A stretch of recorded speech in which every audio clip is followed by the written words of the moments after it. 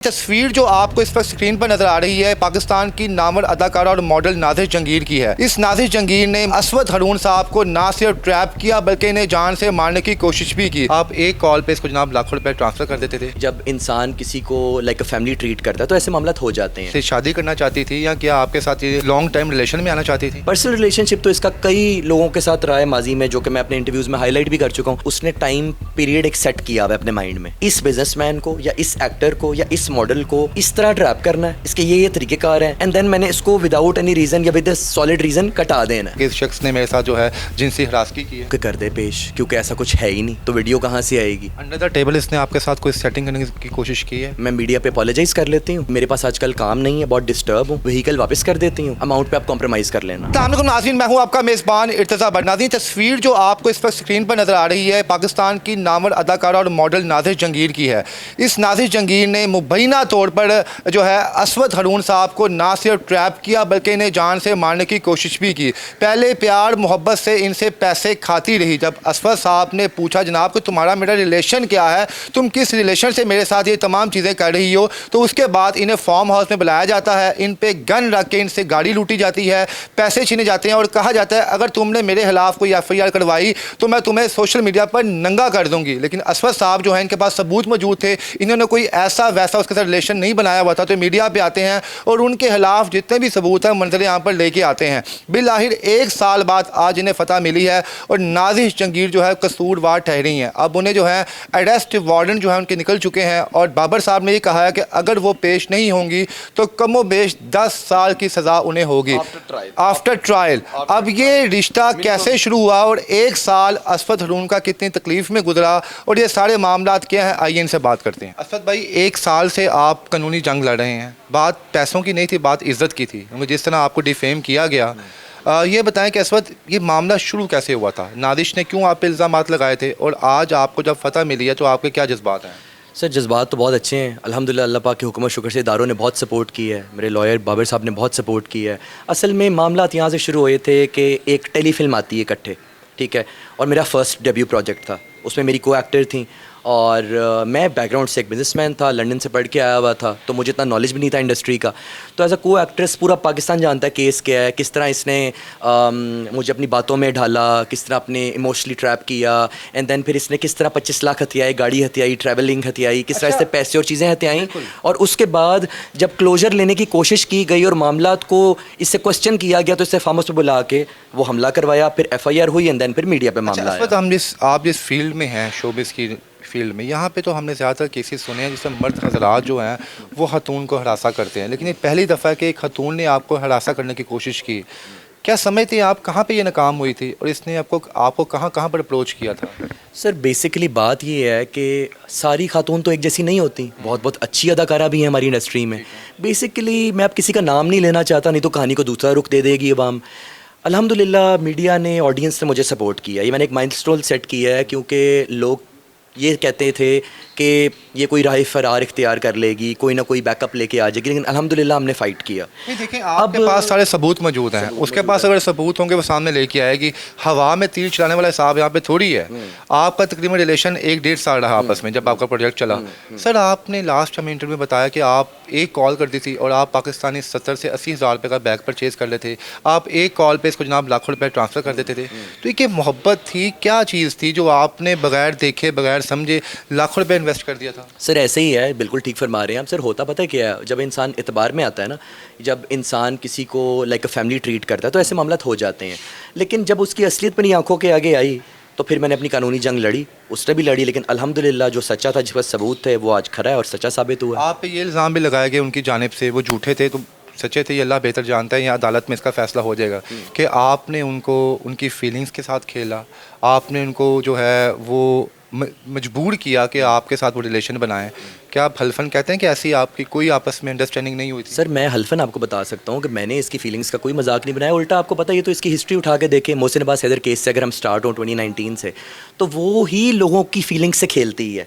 Basically sir मेरा ख्याल है कि दुनिया का करप्ट से करप्ट इंसान भी हो ना, कातिल भी हो, उससे भी वर्स कंडीशन का इंसान वो है जो किसी के इमोशंस और किसी की फीलिंग्स का मजाक बना के उसको लूटता है और बाद में उसको छोड़ देता है। फीलिंग्स का आपके साथ इसने मजाक बनाया? क्या आपके साथ ये शादी करना चाहती थी या क्या आपके साथ ये कि लॉन्ग टाइम रिलेशन में आना चाहती थी? सर देखें, जहाँ पे शादी के मामला होते हैं ना, वहाँ पे फिर ऐसा होता है कि फिर जो इन्वेस्टमेंट लग गई दैट इज़ गॉन। ठीक है। फिर उसमें कोई रिटर्न तो नहीं होता। पर्सनल रिलेशनशिप्स कोर्ट कचहरियों में एंड अप नहीं होते। अगर शादी हो जाए तो इंसान के डिवोर्स हो जाए तो वो कोर्ट कचहरी में आ जाते हैं। But this was a very good friendship, a very good professional relationship. Personal relationship तो इसका कई लोगों के साथ रहा है माजी में, जो कि मैं अपने इंटरव्यूज़ में हाईलाइट भी कर चुका हूँ, लेकिन मैं किसी का नाम नहीं लेता। अब क्या ये आपके साथ भी पर्सनल रिलेशन रखना चाहती थी? अब मामला ये है कि हमारा रिलेशनशिप जैसा भी था, मुद्दा ये है कि उसको ज़ाहिर सी बात है अवाम ऐसा रुख देने की कोशिश करती है, या कुछ लोग ऐसा सोचते हैं कि यार अगर इतना इन्वेस्ट हुआ है तो इनका यकीनन कोई ऐसा पर्सनल मामला होगा, और ऑफ कोर्स लोग ऐसा सोचते भी हैं। लेकिन मैं अवाम को पहले भी क्लियर कर चुका हूँ कि जहाँ पे एतबार आता है और फिर जब इंसान की आंखों से एतबार की पट्टी उतरती है तो फिर इंसान जो कर बैठता है, जो उसको समझा रहे होते हैं लोग कि ये सब नहीं करना, फिर इंसान को वक्त की डज वो सबक सिखाती है। अच्छा, आपको क्या लगता है असवद कि आप उसकी कौन सी बात मान लेते तो वो आपके साथ जो है अपने राहें जो हैं वो जुदा ना करती, आपके साथ होती? कौन सी ऐसी डिमांड्स थी जो आप समझते कि यार यहाँ पे शायद मैंने वो डिमांड्स इसकी पूरी नहीं की तो इसने अपना असर रंग दिखा दिया मुझे? सर वो जो खातून है ना, वो असल में करती क्या है कि उसने टाइम पीरियड एक सेट किया हुआ है अपने माइंड में कि मैंने इस बिजनेसमैन को या इस एक्टर को या इस मॉडल को इस तरह ट्रैप करना है, इसके ये तरीक़ेकार हैं, मैंने यहाँ तक इससे खींचना है फाइनेंशियली, एंड देन मैंने इसको विदाउट एनी रीज़न या विद अ सॉलिड रीज़न कटा देना है। तो ऐसा कुछ नहीं था कि मैंने कोई डिमांड्स पूरी नहीं की तो मामला इस नोक झोंक की तरफ आ गए, या कोई ऐसी डिमांड थी उसकी जो मैं पूरी नहीं कर पा रहा था। बात ये है कि उसने प्लान किया हुआ था कि असवद को यहाँ पे ये करना, यहाँ पे ये करना, एंड पे आगे ये करना। अच्छा, आप बताना है कि ये खतून बड़ी शार्प माइंडेड है, इसने एक अपना टाइम टेन्योर सेट किया होता है कि अगर 1 साल आपके साथ रिलेशन है तो दूसरे साल किसी और शख्स के साथ रिलेशन बनाना है। तो ऐसा तो कुछ नहीं है कि इस 1 साल में आपकी इनकी कोई वीडियो सीक्रेटली बनी हो जो शायद ये अब आने वाले वक्त में अदालत में पेश करे कि इस शख्स ने मेरे साथ जो है जिनसी हरासगी की है? सर मैं कहता हूँ कि कर दे पेश, क्योंकि ऐसा कुछ है ही नहीं तो वीडियो कहाँ से आएगी? ठीक है, बात ये है कि ऐसे ताल्लुकात अगर हो ना तो मैं अदालत में ही खड़ा हूँ अभी भी ड्यूरिंग द इंटरव्यू, और मैं वैसे भी अदालत आता हूँ तो मैं कोई भी चीज़ ऑन रिकॉर्ड बोल सकता हूँ, मुझे किसी का बाहर या डर तो नहीं। रिलेशन टूटते हैं ऐसे तल्लुकात होने की वजह से। मुझे लग रहा है आपका ये रिलेशन टूटा ऐसे तल्लुकात ना होने की वजह से कि आप अवॉइड रहे, आपको अपनी लिमिट का पता था, आपको अपने फैमिली बैकग्राउंड का पता था, तो आपने ज़्यादा घास नहीं डाला इसे, तो शायद ये इसको क्रिंज था कि ये बंदा मुझे इंपॉर्टेंस क्यों नहीं दे रहा। देखें मैं आपको बात बताता हूँ ना, देखें ये सारे पॉइंट्स ही बेसलेस हैं। उसकी वजह ये है कि ऐसे ताल्लुक हों या ना हो, मुद्दा ये है कि मैं आपको बता रहा हूँ उसका माइंड सेट क्या है। क्लेवर है, शार्प है, ठीक है, श्रूड है, उसको पता है कि किसको कैसे घेरना है, और उसको ना इंसान से मतलब है, ना किसी रिलेशन से, ना किसी फीलिंग से, ना किसी वैल्यू से। She is only obsessed with money, that's it. Sir करोड़पति हैं माशाल्लाह आप, आपका बिजनेस अपना है, तो 25 लाख की गाड़ी, 25 लाख कैश आप अगर इग्नोर भी करते तो कोई बात नहीं थी, क्योंकि आपने अल्लाह ने आपको बहुत दी है। तो ये 25 और 50 लाख का खेल था या असल चीज़ था, आप अपनी इज्जत पर लगा जो दाग था उसे मिटाना चाहते थे? सर देखें ना, मामला तो करोड़ों में है। 25 लाख और होंडा सिटी 55 लाख मलकियत की जो गाड़ी है वो तो हमने केस में जिक्र किया है। जो हमने सिविल कोर्ट में डिग्री करवाई हुई वो तो 1 करोड़ से 1.5 करोड़ की है। अब बात ये है कि अल्हम्दुलिल्लाह बहुत नवाजिश है फाइनेंशियली हम पर, लेकिन बात ये है कि मेरी सेल्फ रिस्पेक्ट का क्या, मेरे पे फार्म हाउस पे जो हमला हुआ उसका क्या, मेरे पे जो काउंटर FIRs दी गई फॉल्सली कराची में उसका क्या, मैं जहाँ जहाँ अदालतों में 1-1.5 साल से जलील हुआ, ख्वार हुआ, उसका क्या। सर बात ये है कि पैसा और इज़्ज़त इंसान दोबारा कमा लेता है, मेंटल हेल्थ जो मेरी तबाह हुई, सवाल है उसका क्या। अंडर द टेबल इसने आपके साथ कोई सेटिंग करने की कोशिश की है कि मेरे से बात? जी, क्या कहा इसने आपको? इस एक बंदे का नाम नहीं लूँगा, वो बंदा मेरे पास भेजा गया और ये कहा गया कि मैं मीडिया पे अपॉलोजाइज़ कर लेती हूँ और मेरे पास आजकल काम नहीं है, बहुत डिस्टर्ब हूँ, ठीक है, तो ऐसा है कि व्हीकल वापस कर देती हूँ, अमाउंट पे आप कॉम्प्रोमाइज़ कर लेना। मैंने कहा ठीक है, मौका दे देते हैं। आपने तभी इसके साथ बात की? चल ठीक है। मैंने कहा मौका दे देते हैं। मैंने डायरेक्टली बात नहीं की, इसने किसी को भेजा मेरे पास और मैंने उसके थ्रू इस तक पैगाम पहुंचाया, क्योंकि लीगली आई थिंक हमारा कॉन्टैक्ट होना कैन बी डाउटफुल, उल्टा पड़ सकता है, from this side is well, from that side is well. अब मामला ये है कि मैंने ओके किया और उसने कहा कि कल ही आपको इसका रिज़ल्ट देते हैं, आजकल। फिर वही अदालतों में बदमाशियाँ, फड्डे, गालम गलोच। फिर हमें आइडिया हो गया कि सिर्फ घुमा रहे हैं, मामला ये नहीं है कि कोई रियल एमिकेबल सेटलमेंट थी। फिर हमने कहा ठीक है, अगर आना इस तरफ तो आ जाओ, जो अगर नहीं आना इस तरफ तो ठीक है, फिर सज़ा तो आपका वेट कर ही रही है। एक साल कितनी मुश्किल और तकलीफ में गुजरा आपका? बहुत ज़्यादा सर, लफ्ज़ों में बयान नहीं किया जा सकता, बहुत ज़्यादा। समझें कि इतने की मेरी रिकवरी नहीं है जितने ऊपर पैसे केस पे लग गए, अगर आप माली लिहाज से पूछ रहे हैं। अगर आप इमोशनल डैमेज का पूछें तो शायद वो सारी उम्र ना रिकवर हो सके। देखें, आपको अल्लाह ने दी है, आपने लास्ट में भी बताया कि आप बड़े खुदा खौफी रखने वाले हैं। अगर वो आपसे माफ़ी मांगे पब्लिक के लिए आके, आपकी चीज़ें आपको वापस कर दे, तो क्या आप इस केस को वाइंड अप कर देंगे ओपनली मीडिया के सामने? देखें, बात ये है कि ऐसा करे तब ना, अभी तक तो ऐसा कोई ग्राउंड बना ही नहीं रही। ये बातें तो ये हो ना कि हाँ यहाँ पे आके खड़ी हो, कहीं मैं आपसे माफ़ी मांगती हूँ, ठीक है ना, और मैं आपको ये आपका जो मामलात हैं ये आपको रिटर्न करती हूँ, और उसके बाद फिर आप अपने घर, हम अपने घर, फिर तो ऑब्वियसली केसेस वाइंड अप ही होंगे, क्योंकि जिन केसेस में सज़ा या जज़ा नहीं होती फिर उनमें एक राज़ीनामा हो जाता है। लेकिन अभी तक उसकी तरफ से ऐसे कोई तासुरात नज़र नहीं आ अच्छा रहे। बाबर साहब, उनके नाकाबिल ज़मानत वारंट निकल चुके हैं, क्या समझते हैं कि अब वो कोर्ट में पेश होंगे? असल में वही आपने एक बात की, बड़ी अच्छी मामलात जो हैं वो आप डिस्कस की है कि जी हनी ट्रैप करना, लोगों के साथ खेलना, जैसे उसने आपको बताया असवद भाई ने कि इस तरह मेरी फीलिंग्स के साथ खेला, तो ऐसा ही सिस्टम कोर्ट के साथ रवैया उनका रहा पहले दिन से। एक दो दफ़ा वो आई हैं, उसके बाद उन्होंने किया कि एक हाज़री माफ़ी आ गई कि वो आज नहीं आ सकती, बीमार हैं। सेकेंडली फिर एक एप्लीकेशन दे दी कि जी वो बीमार हैं, वो नहीं आ सकती हैं, एक मेडिकल पेश कर दिया गया। हमने कोर्ट को बताया कि जी इसका मेडिकल चेक कर ले, मेडिकल किसी सरकारी हॉस्पिटल से अटेस्टेड नहीं है, ये बोगस और फेक मेडिकल पेश किया गया है। तो जज साहब ने फिर एक ऑर्डर किया, जज साहब को पता चला इन मामलात का कि ये वाकई लग रहा है जिस तरह के बोगस है, तो उन्होंने ऑर्डर किया कि नेक्स्ट डेट ऑफ हेयरिंग पर ये खुद पेश होगी, प्लस जो मेडिकल हैं वो ओरिजिनल मेडिकल पेश किए जाएं, नहीं तो कोर्ट जो है वो इसके अगेंस्ट प्रोसीडिंग की करेगी। उसके बाद मैंने एक जब देखा, जब इनका मेडिकल नहीं आया, नेक्स्ट डेट पे इन्होंने उस ऑर्डर को ओबे नहीं किया, तो इन्होंने एक और मेडिकल की फ़ोटोकॉपी पेश कर दी कि वो भी बोगस।